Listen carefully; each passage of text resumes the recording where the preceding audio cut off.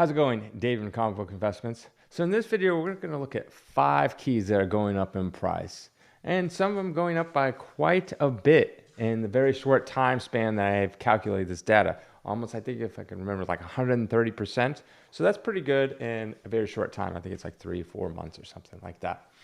But yeah, so let's look at these keys and see what's going on with them. As always, if you want me to look up a certain key or something, that's a price going up or going down, just put it in a comment down below.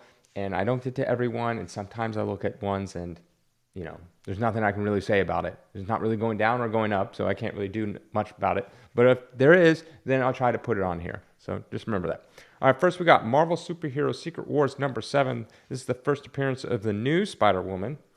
A 9.4 is up 20% from 55 to 66. A 9.6 up 42% from 81 to 115. And 9.8 up 77% from 158 to now selling 279. So yeah, there's been a bunch of rumors and stuff about there's like a Madam Web movie, obviously the Spider-Verse movie. There's also, I think, rumors of a Spider-Woman movie. I don't know. It's always rumors though. So just remember that there's just rumors. I think the Madam Web one is further along. I think it's pretty far along, if I can remember correctly, the last time I looked it up. So I think that one probably has a good chance of actually getting made. But just because it gets made doesn't mean you'll ever see it. Just like that Batgirl or Batwoman movie that was all filmed and everything, and it's canceled it. So you never really know. When the studio's name is on the line, they might not want to jeopardize their name if at the end of it's bad. But who really knows? So never. I mean, they even had that TV show, Sixth Gun, that had Pedro Pascal in it. And it was all filmed, everything, and they just didn't release it. They canceled it. So you never really know. But in any case, this book is going up. It's kind of like, if you look at it, if you look throughout the years, it's had a bunch of like going along, big spike, going on, big spike. And that's probably because there's always some random rumor or something going on. So it spikes up and then it goes back down. So yeah, I mean, I would get a 9.8 if anything of this book. The other grades is just, I don't know. It's hard to say if this would be long term. Like, I would rather, if you're going for Spider-Woman, I'd rather go for Marvel Spotlight 32, which is the first appearance of Spider-Woman. That seems to be the best one. So, but I mean, this book, the thing with this book is during these like Copper Age times, they're pretty common. I had 2 long boxes full of Marvel Superhero Secret Wars. 1 through, was it go to 12 or something? All of them. There wasn't that many 8s because 8 was very popular, obviously. But I had probably like a stack this size, probably like, I don't know, 50 or so of this book right here. All 9.4s and 9.8s. Now, this was many years ago. I wish I still had it, but I pieced them out over the time. And there's lots of people like that. They get distribution boxes, things like this, because they still kind of exist. All right, next we got Daredevil 183. A 9.4 is up 30% from 69 to 90. A 9.6 is up 38% from 109 to 150. And a 9.8 is up 67% from 264 to 440. And this is an all-time record. Interesting enough is right before the sale, I had a sale for $3.99. And that was an all-time record. And then within a couple days, it got beat. So, oh well. But yeah. That's how I kind of like knew about this book, because I checked and I was like, oh, it's an all-time record. So there are books that are still breaking records nonetheless. I think this is going up due to the Daredevil TV show that's supposed to be come out, but it's delayed due to the writer's strike. And I'm assuming maybe they'll have Punisher in it again or something. I'm not entirely sure why exactly this book particularly is going up, other than a few assumptions on the Daredevil TV show. I mean, it's a cool cover. So don't get me wrong. It didn't even really, once it went up through, the comic boom era, but it wasn't a straight up. It was just kind of steadily going up. It dropped a little bit, not even that much. Maybe like, I'm just going to guess here, just judging off of this graph with my eyes, it was probably looked like a 30% drop. So it's not even that significant. But then, of course, now it's rebounded for the last few months and it's gone sky high. So I think it's a cool cover regardless. So I think that a lot of people will be attached to it for that reason. Next, we got Shauna's She-Devil #1. A 6.5 is up 15% from 81 to 93. A 9.6 is up 18% from 510 to 600. A 9.8 is up 33% from 2,550 to now selling for 3,383. Not an all-time record, but pretty good for, recent times. The reason why this one showed up on my radar is because we sold a Shaun of the She-Devil on our auctions that we do every quarter through our website, collectorscomics.com, and it went for a huge price. I'm like, what? This book has never, ever, ever been on my radar of anything.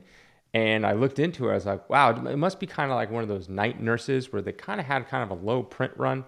And they're kind of desired in that Bronze Age, like offbeat kind of Marvel comic books where they actually, look, think about that. A 9.8 going for $3,300, like $3,400 for a character that's not even, she's not that popular. Let's just be honest.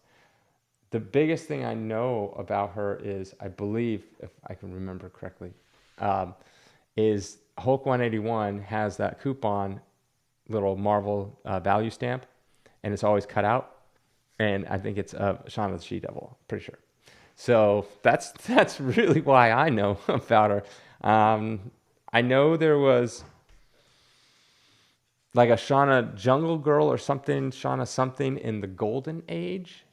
I don't know if this person is related in any way, but yeah. All right, next we got Chamber of Chills 19.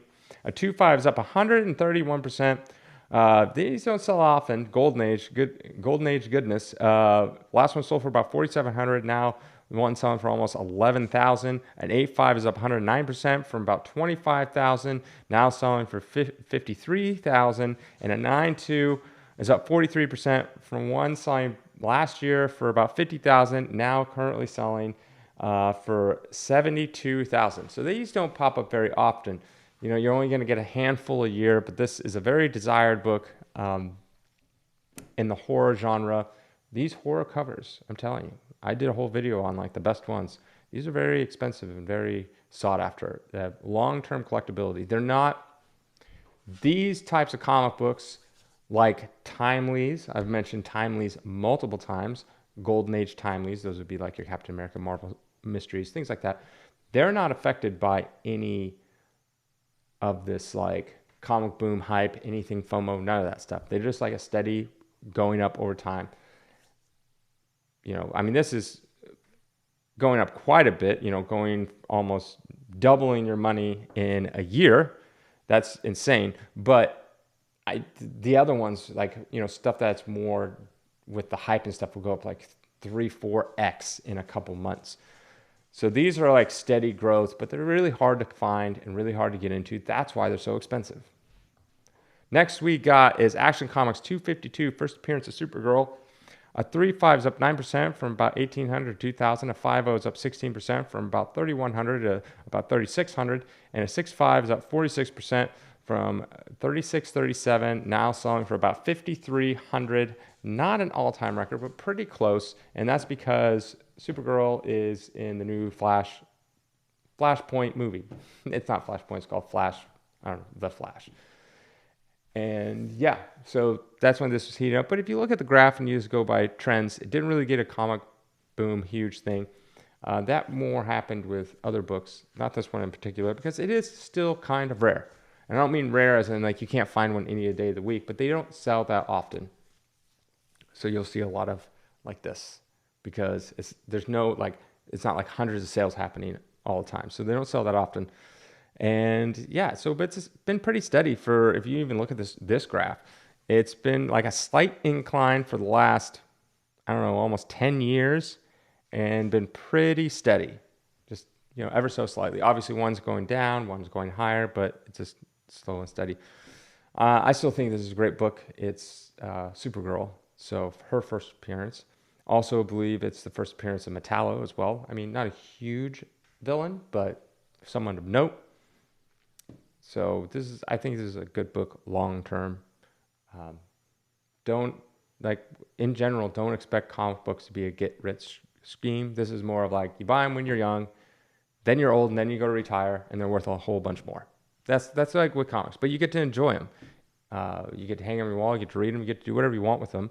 It's a collectible thing. It's not like stocks where it's just a random number on a screen.